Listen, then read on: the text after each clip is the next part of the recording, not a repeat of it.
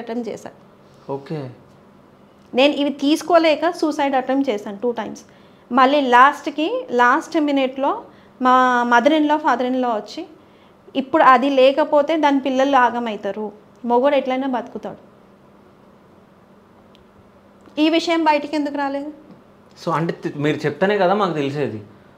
ఇప్పుడు అవి బయటికి వచ్చినప్పుడు, ఇప్పుడు వల్గారిటీ టాక్స్ ఎట్లా బయటికి వచ్చినాయో ఇది కూడా బయటికి రావాలి.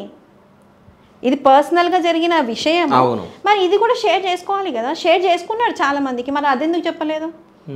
ఇండస్ట్రీలో చాలా మందికి తెలుసు తను సూసైడ్ చేసుకున్నది అనేసి. ఓకే. 2 times నేను అటెంప్ట్ చేశాను. సో ఎందుకు చేయాల్సి వచ్చింది? ఇదే టార్చర్. ఓకే. ఇదే టార్చరు. వరలక్ష్మి వ్రతం పూజ చేసుకుంటుంది, పబ్లిక్గా ఓపెన్గా స్టేటస్ పెడుతుంది, నా మామ అంటుంది. ఎవరు భరిస్తారు? సో మీరు వరలక్ష్మి వ్రతం చేసిరా?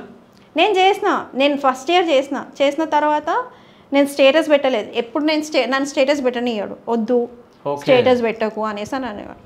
వాళ్ళు వరలక్ష్మి వ్రతం చేసుకున్నా ఏది చేసినా స్టేటస్ కంపల్సరీ వస్తుంది. కాదు, పెట్టొద్దంటే మీరెందుకు పెట్టకుండా ఉంటారు?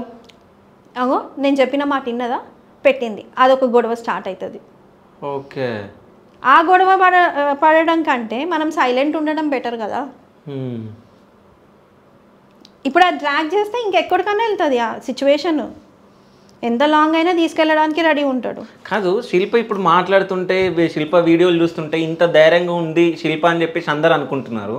సో మీరు సూసైడ్ అటెంప్ట్ చేసినప్పుడు మీకు అనిపించలేదా, అంటే పిల్లలు ఏమైపోతారు, అంటే తల్లిలేని పిల్లలు ఎట్లా అవుతారు అనేది ఒక ఆలోచన లేకుండేనా మీకు అప్పుడు?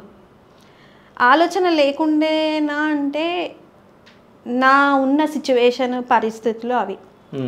రోజు ఒక నరకం చూసేదాన్ని, ప్రతి నిమిషం ప్రతి సెకండ్. నేను వాళ్ళిద్దరివి ఎలాంటి వీడియోస్ చూడాలి అంటే చూడొద్దు, ఒక వైఫ్ చూడొద్దు, అలాంటి వీడియోస్ వరకు కూడా నేను చూశాను. అవన్నీ ఏ వైఫ్ యాక్సెప్ట్ చేస్తుందో నేను అడుగుతున్నాను. ఏ వైఫ్ తీసుకోలేదు.